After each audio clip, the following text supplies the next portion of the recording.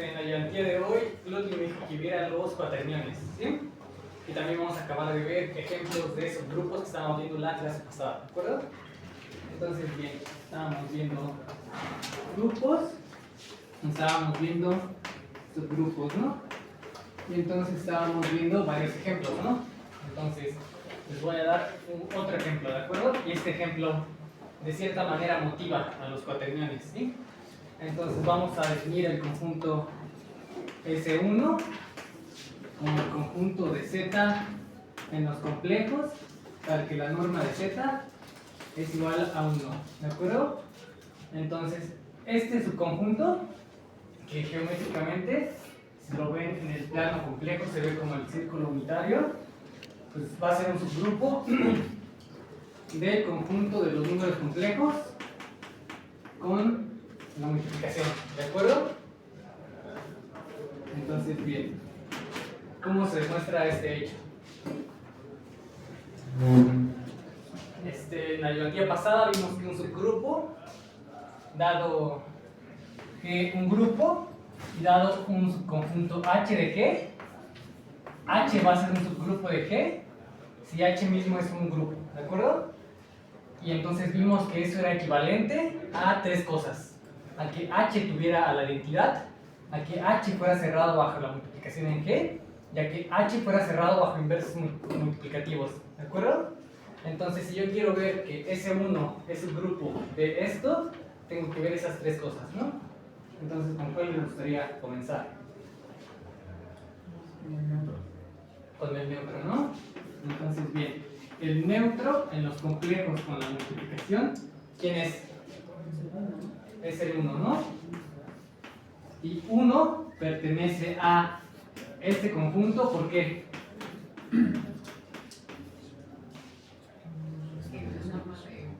Ajá, porque podemos ver la norma del complejo I, que del complejo 1 diga como la norma de 1 más 0 veces I, ¿no? ¿Y cómo está definida la norma de un número complejo? Como la suma de su parte real y su parte real. La norma de un complejo es la parte real de ese complejo al cuadrado más la parte imaginaria de ese complejo al cuadrado, y a esto le sacamos la raíz cuadrada, ¿no? Que se viene a ser el teorema de Pitágoras, ¿no? Nos ponemos en un punto y la distancia de este punto a Z es el cuadrado de la parte real más el cuadrado de la parte imaginaria, y a eso le sacamos la raíz cuadrada, ¿de acuerdo? Entonces esto sería la raíz de 1 al cuadrado más 0 al cuadrado, y esta es la raíz de 1 al cuadrado, que es la raíz de 1, y como las distancias son positivas, de las dos raíces nos quedamos con la positiva, ¿no? Entonces aquí sería 1, ¿de acuerdo?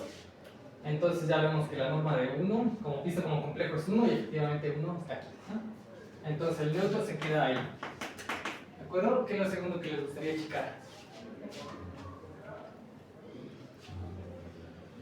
La multiplicación o el inverso. Multiplicación, ¿no? Entonces para la multiplicación nos agarramos dos complejos ahí, ¿no? Entonces sean Z1 y Z2 en S1, ¿sí? Entonces yo quiero ver que Z1 por Z2 se queda en S1. Entonces, ¿cómo puedo ver yo eso? Pues viendo que la norma de Z1 por Z2 es igual a 1, ¿no? Entonces, ¿cómo la norma de Z1 por Z2? ¿Esto quién es? ¿Quién es la norma de Z1 por Z2? Ajá, la norma en los complejos es multiplicativa, ¿no? Entonces puedo abrir esta operación, ¿no? Esto es la norma de Z1 por la norma en Z2, ¿no?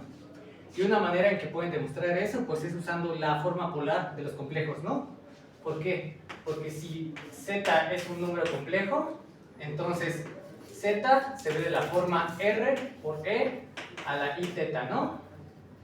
Donde R viene a ser la norma del complejo y teta viene a ser el argumento del complejo, ¿no? O sea, estamos en el plano complejo y tengo aquí Z, entonces la distancia de aquí a aquí va a ser R, ¿sí?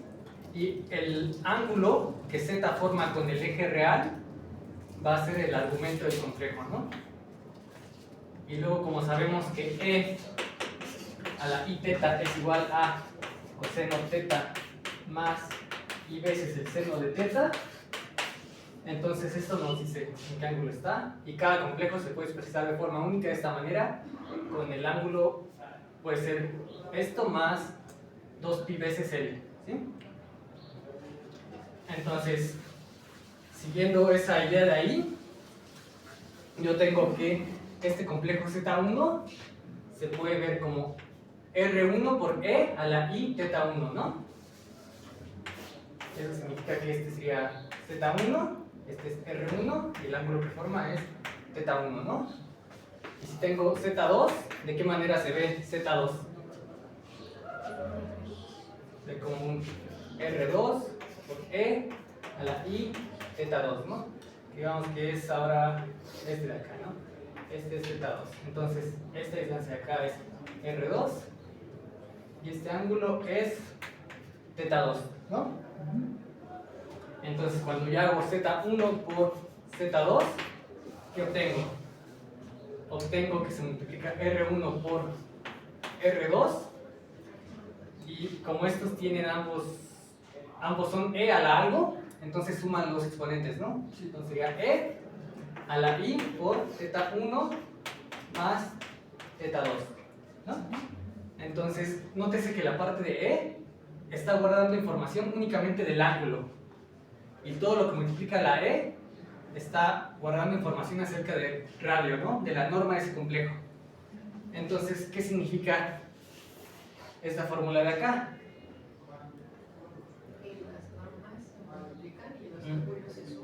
Sí, que si multiplico Z1 por Z2, lo que obtengo es un complejo cuyo ángulo que forma con el eje real positivo sería teta 1 más teta 2, que no sé, cae como por acá, y la norma sería la norma de este por la norma de este, ¿no? Supongamos que este es 1, no, supongamos que este es 2, supongamos que este es 1 y que este es 2, entonces la norma de este también sería 2, ¿no? Entonces, multiplicar complejos tiene un significado geométrico, ¿de acuerdo? Y justamente, ¿no? La norma de Z1 por Z2 es R1 por R2, donde R1 es la norma de Z1 y R2 es la norma de Z2, ¿no? Entonces, esta igualdad, pues sí es cierta, ¿no? Y entonces, volviendo a esto, ¿quién es la norma de Z1? 1, ¿no? Porque Z1 está aquí. ¿Y quién es la norma de Z2? 1. Entonces esto vuelve a ser 1 y entonces eso significa que Z1 por Z2 cae en S1. ¿De acuerdo? Nos falta ver una propiedad, la del inverso multiplicativo.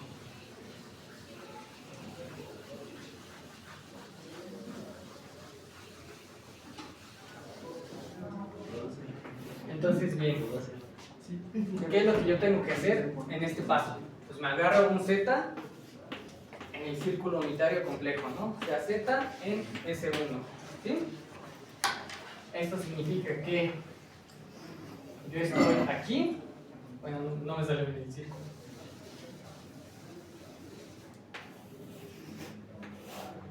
Significa que yo estoy aquí y quiero encontrar un complejo en el mismo círculo unitario, tal que cuando lo multiplico con este, me lleve a quién?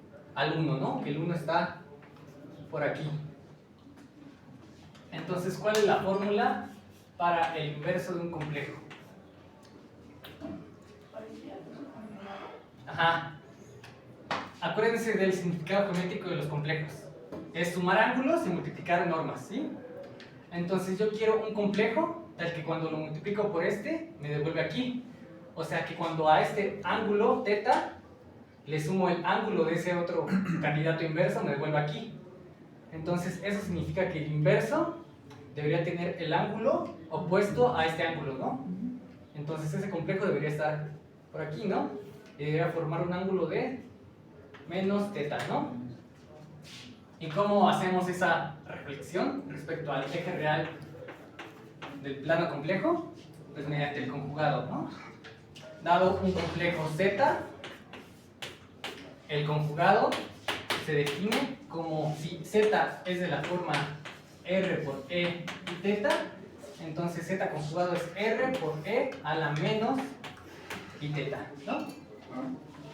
Entonces esto debería ser multiplicar por el conjugado, pero el conjugado puede que no sea unitario, entonces lo normalizamos dividiendo por la norma de Z, y luego el vector que nos queda también puede que no esté normalizado, entonces volvemos a normalizar, ¿de acuerdo? Entonces así es como obtenemos la fórmula de el inverso de un complejo, geométricamente, ¿de acuerdo? La fórmula del inverso de un complejo es Z conjugado dividido la norma de Z al cuadrado, ¿de acuerdo?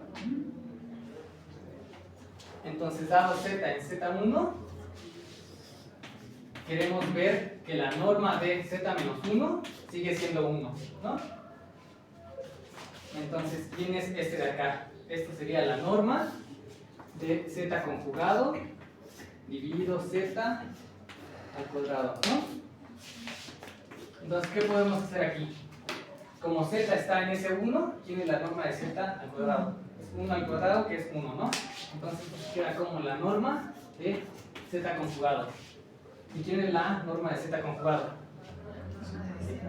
Es la norma de Z, ¿no? ¿Por qué? Porque aquí en la definición el R se quedó igual y únicamente cambiamos el ángulo. ¿Sí? ¿Y quién es la norma de Z? Es 1, ¿no? Entonces esto significa que Z menos 1 se queda en S1, ¿no? Y eso ya nos permite concluir que S1 es subgrupo del grupo multiplicativo de los complejos. ¿Sí? Esto ya terminamos, ¿de acuerdo? Entonces, bien,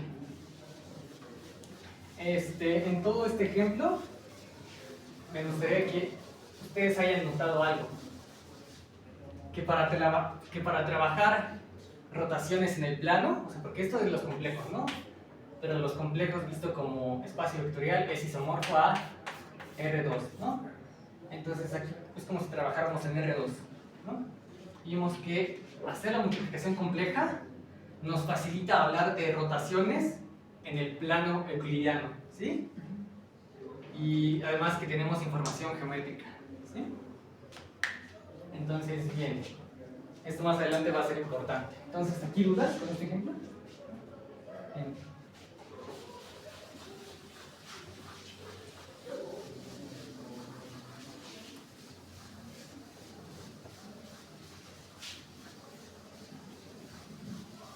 Entonces, bien, vamos a recapitular hasta el momento que tenemos, ¿no? Hasta el momento nos interesa estudiar grupos, ¿no? Entonces hemos dado montones de ejemplos de grupos, ¿no? Entonces lo que tenemos es como un zoológico de grupos, ¿no? Entonces, ¿a quién tenemos aquí? Tenemos a el conjunto del 0 con la suma, que es un grupo de los enteros, con la suma, que es un grupo de los racionales, con la suma, que es, mira acá abajo, que es un grupo de los reales, con la suma, que es un grupo de los complejos, con la suma y así, ¿no? Y lo mismo podemos hacer esta cadena con grupos multiplicativos, ¿no? Los reales menos el 0, con la multiplicación es un grupo de los complejos, sin el 0 con la multiplicación. También vimos a el especial lineal, que es el grupo de lo ortogonal lineal, que es el grupo de general lineal. Con Clotti ya vieron los Zn. También vimos que los polinomios en un campo con la suma es un grupo, porque si añadimos la multiplicación escalar es un espacio vectorial, entonces un espacio vectorial únicamente con la suma vectorial es un grupo. También vimos, bueno, les recordé el conjunto de funciones que van de cualquier conjunto en un campo con la suma. Siguiendo la idea de los espacios vectoriales, entonces el espacio solución de un conjunto, de un sistema de ecuaciones lineales homogéneas, con la suma también va a ser un grupo, ¿de acuerdo? Porque esto con el grupo escalar es un espacio vectorial, y así, ¿no? Entonces, en estos grupos, pues hay grupos como de diferentes sabores, ¿no? Hay grupos que son grupos a secas, hay grupos que son abelianos, que es cuando la operación conmuta, y hay dos que únicamente voy a enunciar para que sepan, pero pues hay grupos topológicos, ¿no? ¿Qué es un grupo topológico? Es un grupo que es un espacio vectorial y donde las operaciones de grupo son operaciones continuas con la topología del grupo, ¿sí? Y también hay grupos de Lie, ¿no? ¿Qué es un grupo de Lie? Es un grupo que también es una variedad, o sea, un objeto geométrico, y donde las operaciones son suaves, ¿sí? Entonces, pues casi todos estos son tanto grupos de Lie como topológicos y casi todos abelianos, salvo estos, ¿no? Entonces, pues aquí lo importante es grupos de Lie, ¿no? Que un grupo de Lie es un objeto geométrico que se comporta como un grupo, ¿no? Entonces, ¿cuál es un ejemplo de eso? La circunferencia unitaria, ¿no? Porque es un objeto geométrico donde definimos la operación de dos puntos, ¿no? Entonces, pues es como si agarráramos un toro y definimos qué significa multiplicar este punto del toro con este punto, ¿no? Entonces, pues hay muchos grupos, ¿no? Y aparecen en contextos diferentes, ¿no? Los grupos topológicos aparecen en análisis y los grupos de Lie en geometría diferencial o en cosa de física. ¿Sí? Bien, entonces ahora voy, acabando ese breviario cultural, voy a enunciar algo que es un poco evidente, ¿sí?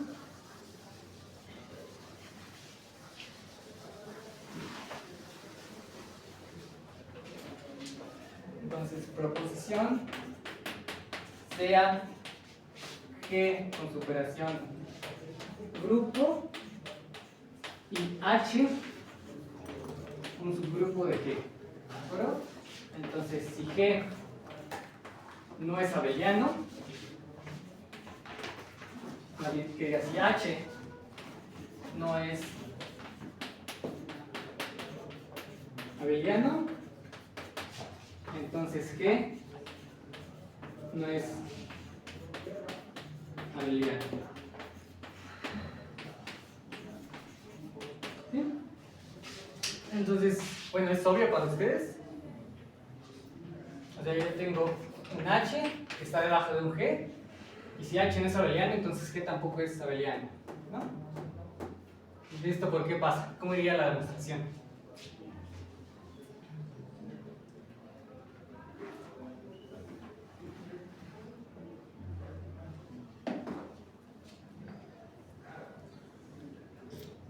¿No sería más fácil por contrapuesta?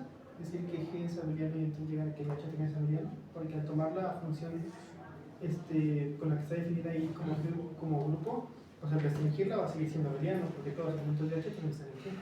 Entonces ya llegaría a que H también es abeliano. No, pero es al revés. Porque, bueno, sí. Sí, también. Pero también es directo de la definición, ¿no? Porque, ¿qué significa que sea abeliano? Significa que para todo para todo G y H en G por H es lo mismo que H por G, ¿no? Entonces, aquí estamos hablando de que sea no abeliano. Entonces negamos esto, ¿no? Entonces, la negación lógica de esto es cambiamos el para todo por un existe, y es un existe G y H en G, negámoslo de adentro, ¿no? Tal que G por H es diferente de H por G, ¿sí? Entonces, como H no es abeliano, existen dos elementos aquí que no conmutan. Y luego, como H es subgrupo, entonces H es subconjunto de G. Entonces, esos dos elementos que no conmutan, tampoco conmutan en G, porque la operación en H es la misma que la operación de G. Y entonces ya G no es abeliano, ¿de acuerdo? Entonces, ¿es claro? ¿Para todos? ¿Me lo escribo o con la idea está ahí?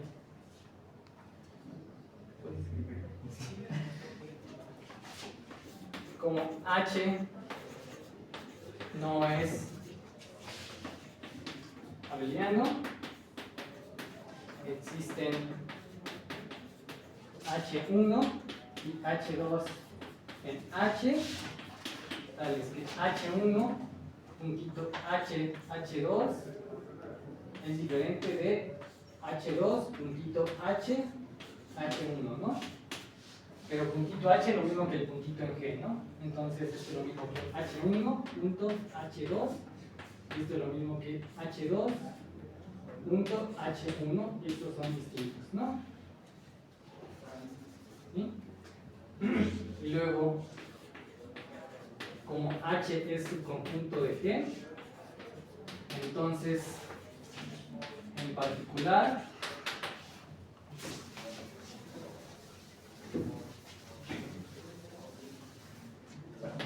existen H1 y H2 en G, ya no en H, tales que H1 por H2 es diferente de H2 por H1, ¿no? Y hallamos dos elementos en G que no conmutan, ¿no? Partiendo de que hay dos elementos en H que no conmutan. Entonces, por lo tanto, G puntito es, no es abeliano. ¿De acuerdo? Entonces, ejemplo, S, L, 2, F, R no es abeliano. ¿No? ¿Qué estoy diciendo aquí? Que el especial lineal de orden 2 con coeficientes no reales no es abeliano. ¿Qué significa eso? Que puedo hallar dos matrices aquí que no conmutan, ¿no? Entonces, pues las tengo que dar, ¿no? Pues la matriz 1, 1, 0, 1 y 1, 1, 0, 1, estas están en el especial lineal de orden 2 con coeficientes en R, ¿no? ¿Por qué pasa esto? ¿Quién es el especial lineal de orden 2 con coeficientes en R?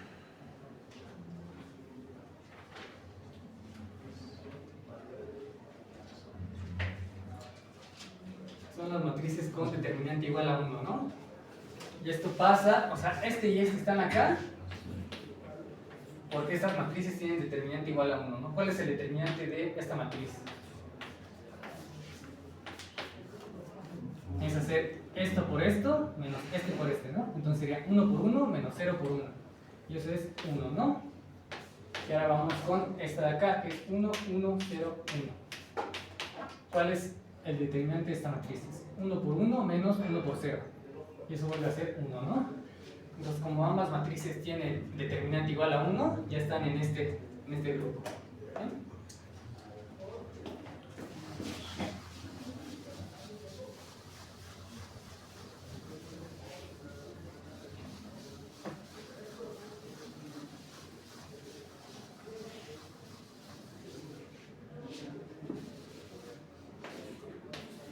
Pero, si hacemos la multiplicación de esta matriz por esta, ¿cuánto nos da?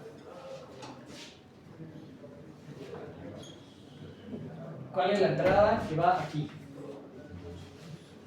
Es 2, ¿no? Porque hacemos este por este más este por este, es 1 más 1 y eso da 2, ¿no? Aquí, ¿cuál es la entrada? 1. Acá. Y acá. 1. ¿Sí? Y ahora hacemos la otra, ¿no? Hacemos 1, 1, 0, 1 por 1, 0, 1, 1, ¿no? Entonces, ¿cuánto nos da esa entrada acá? 1 aquí. 1 aquí. 1. Y aquí 2, ¿no? Y esta matriz es diferente de esta matriz, ¿no? Y entonces, esta multiplicación es diferente de esta multiplicación, ¿no? O sea, por lo tanto, SL2R no es abeliano. ¿Sí? Y entonces, por la proposición, ¿qué significa esto? Que todos los grupos que tengan a este grupo como subgrupo tampoco van a ser abelianos, ¿no? Entonces, por la proposición, se tiene que los supragrupos de este grupo no son abelianos. Entonces, ¿quién no sería abeliano? ¿Quiénes están por encima de este grupo? Entonces, general lineal de orden 2 con coeficientes en R, y también el ortogonal lineal de orden 2 con coeficientes en R no son abelianos, ¿de acuerdo? Entonces, con que lo muestres en un subgrupo ya queda para todo el grupo. ¿Cómo es la justificación? O sea, entiendo el punto de que H1 puntito H2, o sea, aquí no son conmutativos, pero ¿cómo sería el argumento de ese al siguiente? O sea, solamente por decir que es la operación cerrada, o... Por decir que la operación, o sea, cuando defines subgrupo, cuando defines que H es subgrupo de G, entonces H debe ser subgrupo con la operación de G. Entonces, ¿Sí? No es como que te estás inventando la operación. Entonces, la operación restringida. Por eso se tiene esta igualdad, ¿no? Aquí es puntito H, pero puntito H es lo mismo que puntito. Ok.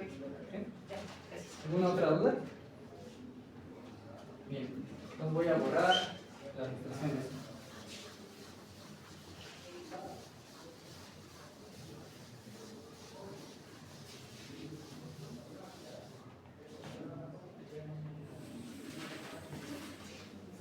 Bien. Entonces, ¿qué hacemos cuando tenemos un teorema o proposición en matemáticas? Solamente nos preguntamos si es válido la conversa, ¿no? Entonces aquí una observación sería, ¿vale el regreso de la proposición? ¿Y cuál sería el regreso de la proposición? Sí, el subgrupo es abeliano, entonces el grupo también. Que si tenemos un grupo que no es abeliano, entonces cada uno de sus subgrupos también no son abelianos. ¿Sí? Entonces, ¿ustedes qué se imaginan? No. ¿Qué te puede haber el trivial? El trivial, y ese sí es abeliano. ¿Sí? Entonces, no, pues no vale. ¿No? Y entonces, como pusiste ese ejemplo del trivial, sería el regreso con un asterisco, ¿no? O sea, nosotros nos preguntamos de si G es no abeliano, entonces todo subgrupo no trivial es abeliano. ¿Y qué pasa con esto? ¿Esto será cierto o será falso?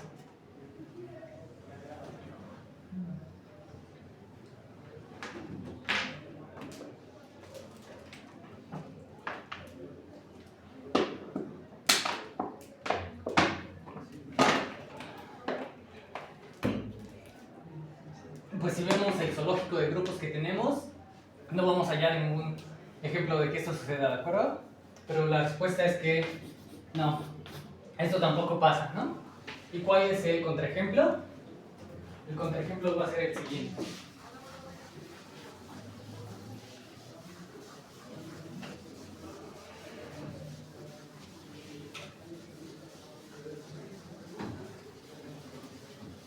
Teníamos la cadena de que los reales sin el cero con la multiplicación era subgrupo de los complejos sin el cero con la multiplicación, ¿no?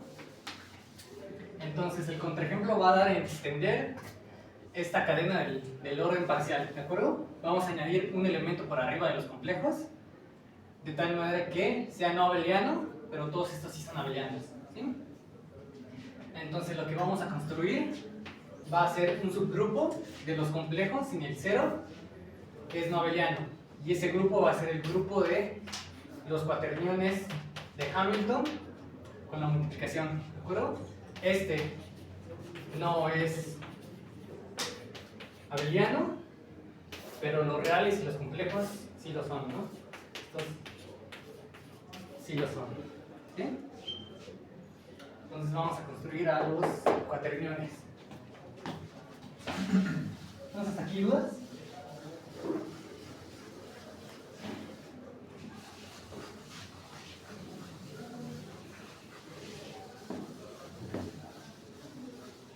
Entonces, ¿quién ha escuchado de los cuaterniones? ¿O nunca las han escuchado? ¿No? Bueno, pues tenemos los cuaterniones.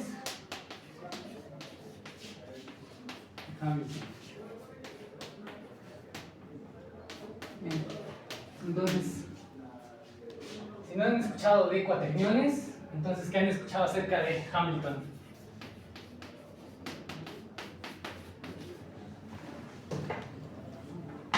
¿Ah? Bien, pues Hamilton fue un físico matemático que vivió del 1805 al 1865, ¿no? Y Hamilton es más conocido más que nada entre los físicos por la mecánica hamiltoniana, ¿sí?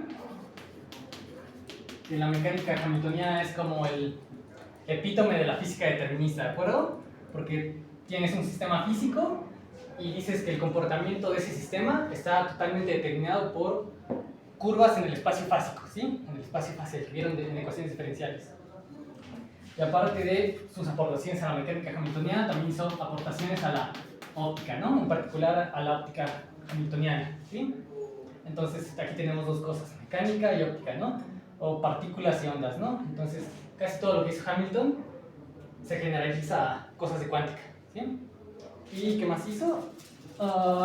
Fue un irlandés que vivió en Dublín. Dublín es pues, la tierra del novelista James Joyce, no sé si lo conozcan, escribió el Ulises, y era políglota. ¿Sí? Se supone que a los 5 años aprendió lenguas clásicas, a los 7 ya los dominaba y a los 12 sabía lenguas como sánscrito, ¿sí? Y pues ya es como, no sé, se me hace muy destacable todos estos hechos de su biografía, ¿sí? Entonces, ¿qué pasa o sea, cuál es el contexto en el que nacen los cuaterniones de Hamilton? En lo siguiente, en que Hamilton sabía que los complejos que acabamos de ver te permiten trabajar con rotaciones en R2, ¿no?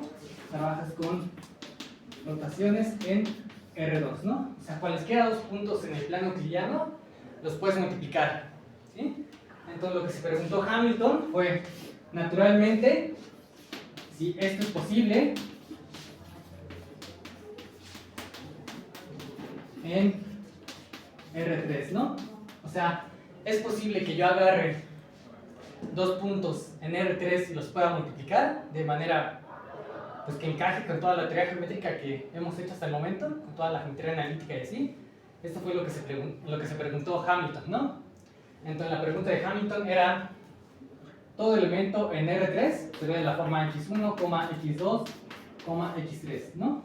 Así como un complejo se ve de la forma A más BI, pero lo puedes pensar como la pareja A, B, ¿no? Entonces la pregunta de Hamilton fue ¿cómo multiplico tripletes? ¿Sí?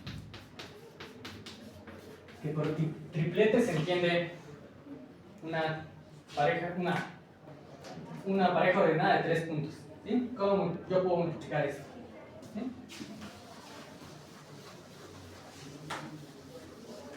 Entonces, bien, pues Hamilton estuvo como que mucho tiempo pensando eso. De hecho, hay una carta que le escribe a uno de sus hijos, donde le dice que cada que se sentaba a desayunar, su otro hijo le preguntaba, papá, ¿ya puedes multiplicar tripletes? Y la respuesta siempre era no. Eso le causaba pesadumbre, ¿sí? Entonces, pues Hamilton pensó esto mucho tiempo, hasta que un día, que está documentado cuándo fue el el 16 de octubre de 1843, pues Hamilton estaba paseando con su esposa por el canal real de Dublín y pues, pensando todavía en cómo hacer esa multiplicación, ¿de acuerdo? Entonces en ese momento fue cuando se le ocurrió la idea de que ya sé cómo hacer esa multiplicación, ¿de acuerdo? Entonces lo que se le ocurrió fue, no voy a multiplicar tripletes, sino que lo que voy a multiplicar va a ser cuadripletes, ¿sí? Y entonces fue tanta la inspiración que tuvo en ese momento que, temiendo que la idea fuera demasiado fugaz, corrió al puente más cercano y talló en la piedra la fórmula de cómo se multiplican estos cuadripletes, ¿de acuerdo?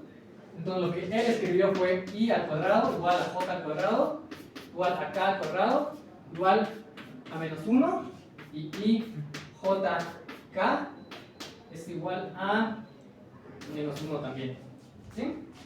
Entonces actualmente en ese puente de Dublín hay una placa conmemorativa en honor a Hamilton, ¿sí? Y esa placa dice así como este fue el lugar donde Hamilton talló la regla de multiplicación de los cuaterniones, ¿sí? Entonces pues esa es la historia. Entonces este es un cuadriplete porque podemos pensar a los cuaterniones así como pensamos a los complejos, ¿no? No los puedo borrar.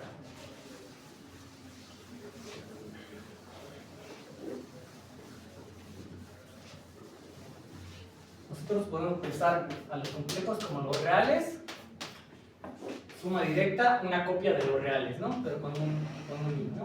Más r veces i, ¿sí? Y por eso es que un elemento aquí se ve como una pareja, ¿no? La parte real y la parte imaginaria. Entonces, los cuaterniones los podemos pensar de la misma manera, ¿no?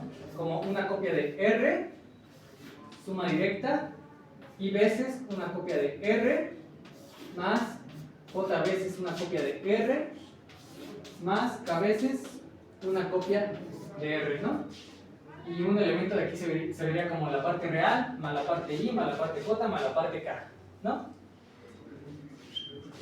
Y lo que dio Hamilton fue, en este conjunto, definió, bueno, la suma ya la tenía, lo único que hizo fue definir una multiplicación, ¿sí? Entonces vamos a dar la definición formal de qué es eso, ¿sí?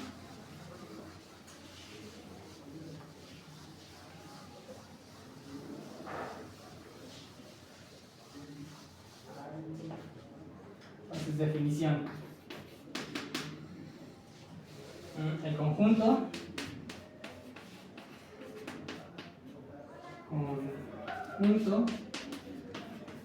de los cuaterniones se denota así como un H con doble palito, conjunto de los A más BI más DJ más DK, tal que A, B, C y D son números reales, ¿sí? A, B, C, D son números reales, ¿de acuerdo? ¿No? Lo que estamos haciendo es esta suma directa, ¿no? Pero no tan intimidante, ¿sí? Entonces, en H yo defino la suma de la siguiente manera. ¿Cómo se imaginan que es la suma?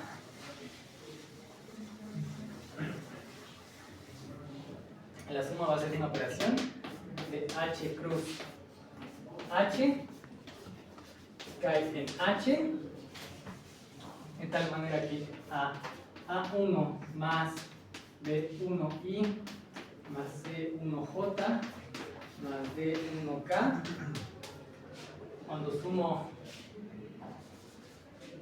esto con A2 más B2I más C2J más D2K, ¿quién se imaginan que me va a dar esto? quieren inspírense en los complejos. Y la idea de que son cuadrupletes.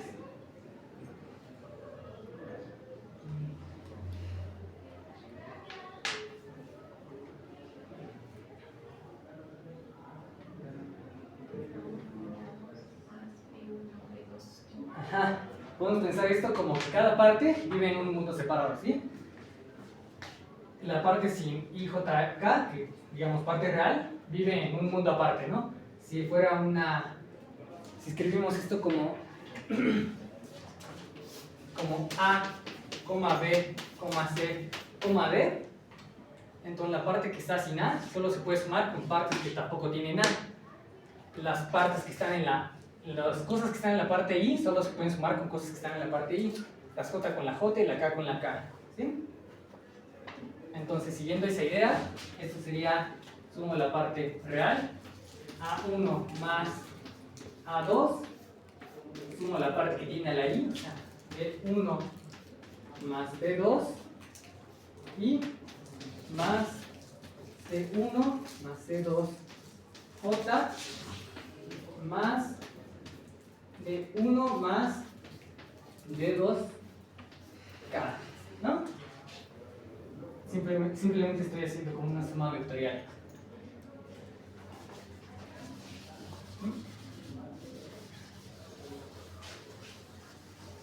Pues esto ya lo sabía Hamilton, lo que no sabía era cómo multiplicar estas cosas. ¿Pero? Entonces, se define la suma y se define una multiplicación que va a ser una operación de H cruz H en H, de modo que es asociativa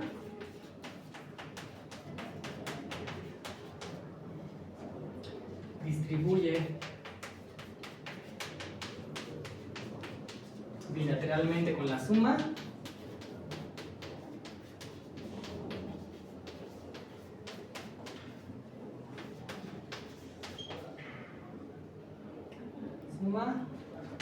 y está dada en la base 1, I, J, K como sigue.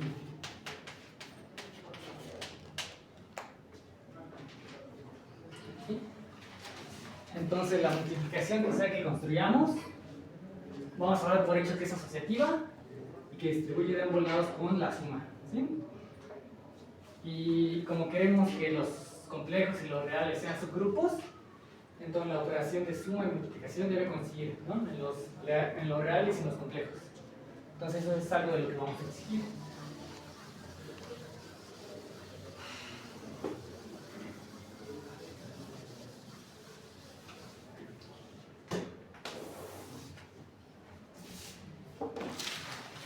Seguimos primero. Que la operación restringida a R cruz R sea lo mismo que la operación que conocemos, ¿no? Que la multiplicación en los reales, ¿sí? Y aparte vamos a pedir que para todo A en los reales, A por I sea lo mismo que I por A, que A por J sea lo mismo que J por A, y que A por K sea lo mismo que K por A. ¿Sí? Estamos diciendo que estos nuevos símbolos que introducimos, el I, J y K, conmuten con cualquier número real. ¿Sí? Vamos a decir también que I por I, que es I al cuadrado, sea igual a J al cuadrado, esto sea igual a K al cuadrado y esto sea igual a menos 1, ¿sí? O sea que I, J y K se comportan como si fueran números imaginarios. ¿Sí? Como el número imaginario I. ¿Sí? Lo tercero que pedimos es que I por J sea igual a K, y esto sea igual a menos J por I. Lo cuarto que pedimos es que J por K sea igual a I, y esto sea igual a menos K por J. Y lo último que pedimos es que K por I sea igual a J, y esto sea igual a menos I por K. ¿De acuerdo? Entonces, con esta multiplicación ya podemos multiplicar cualesquiera dos cuaterniones, ¿sí? Porque si tenemos, bueno, ahorita lo anoto. Supongamos que tenemos este cuaternión por otro cuaternión. ¿Cómo los multiplicamos? Pues usando la distributividad, ¿no? Multiplicamos A por todo este cuaternión, más BI por todo este cuaternión, más EJ por todo este cuaternión, más DK por todo este cuaternión, ¿no? Y si llegan a aparecer cosas de tres elementos, no sé, digamos ABJ o AICJ, entonces como decimos que es asociativa, ese símbolo está bien definido y podemos conmutar con cualquier real que aparezca por esta propiedad, ¿sí? Ahorita lo vamos a hacer, pero bueno, entonces esta es la definición, ¿sí? Y una manera en que pueden recordar esa operación de ahí es con el siguiente diagrama.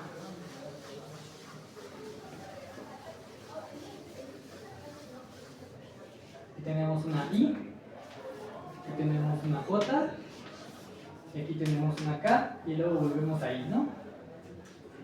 Entonces dibujamos estos tres elementos con estas flechas, ¿sí? Es muy importante hacia dónde apuntan las flechas, ¿no?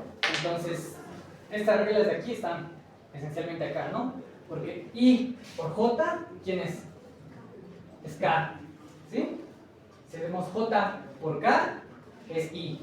Si hacemos K por I, eso es J, ¿no? Y si hacemos J por I, eso es K. Pero estamos haciendo esto en el sentido opuesto. Entonces, J por I debería ser menos K, ¿sí? ¿Quién es K por J? Menos I. Y esencialmente todas las reglas están aquí, en este dibujito.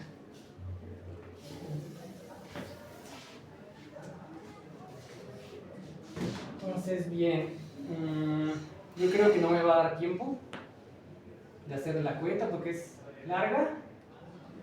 Pero bueno, entonces mejor la siguiente ayudantía vemos cómo se multiplican cualesquiera dos cuaterniales, ¿sí?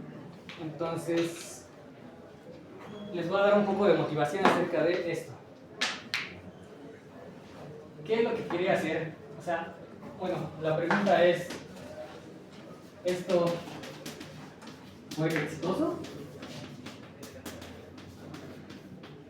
O sea, queríamos un producto en R3, ¿no? Obtuvimos un producto en R3 que sea compatible con todo lo que tenemos. Pues la respuesta es que sí fue muy exitoso, ¿no? Porque piensen que esto pasó como en el 1850. En el 1850 no teníamos álgebra lineal y el cálculo vectorial estaba dando como que sus primeros pasos, ¿no? El cálculo vectorial estaba comenzando. ¿Sí?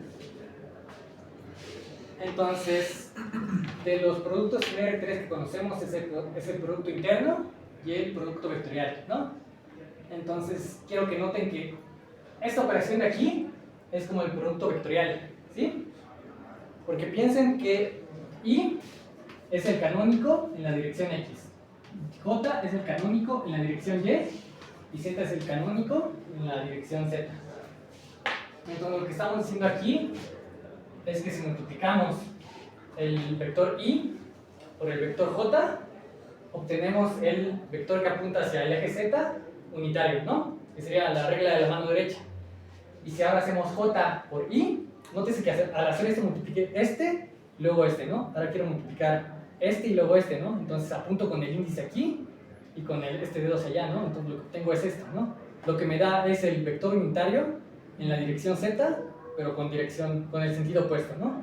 Entonces sería menos z, ¿sí? Entonces, sí, en la siguiente clase, la siguiente ayudantía veremos que en los cuaterniles de Hamilton está codificado el producto vectorial y aparte está codificado el producto escalar, ¿sí? Entonces, haciendo la multiplicación de Hamilton, podemos tener esas dos operaciones codificadas, ¿de acuerdo? Entonces, para la época donde no existía ni álgebra lineal ni cálculo vectorial, esta era la convención para hacer ese tipo de cosas, ¿no? De hecho, cuando Maxwell escribe sus ecuaciones de Maxwell, que son ecuaciones vectoriales para ver cómo se rige la electricidad con el magnetismo, ustedes saben de cálculo 4 que esas son ecuaciones vectoriales, ¿no? Son 4 ecuaciones con el operador nabla, ¿no? Te hablan acerca de la divergencia y el rotacional del campo eléctrico y el campo magnético, ¿no? Entonces, en la época no había operadores nabla ni eso, ¿no? Entonces, Maxwell escribió sus ecuaciones en términos de estos cuaterniones, ¿sí? Y entonces, por eso es que históricamente sí han sido importantes. Y fuera del contexto de la física matemática, los cuaterniones son el primer ejemplo de lo que se conoce como un álgebra asociativa